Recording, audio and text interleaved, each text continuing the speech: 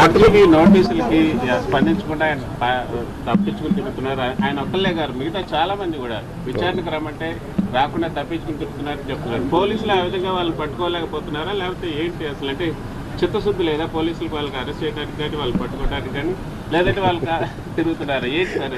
Let the police do their job, let me do my job. నా పని నేను చేసుకున్నాను, వాళ్ళ పని వాళ్ళు చేయాలి కదా. అంటే నేను ఒకటి లా అండ్ ఆర్డర్ హోమ్ నేను చేయట్లేదు. సో మీరు ఇది అడగాల్సింది మీరు ముఖ్యమంత్రి గారిని అడగాలి.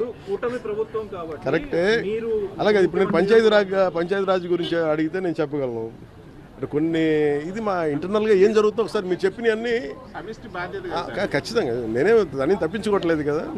కానీ ఒక మాట చెప్పేటప్పుడు కొంచెం బాధ్యతగా చెప్పాలంటే, సో మీరు మా మీడియా మిత్రులు అడిగారు ఢిల్లీలో, ఏం చెప్పమంటారు చెప్పండి, మీ మాటకు నేను తీసుకెళ్తానని.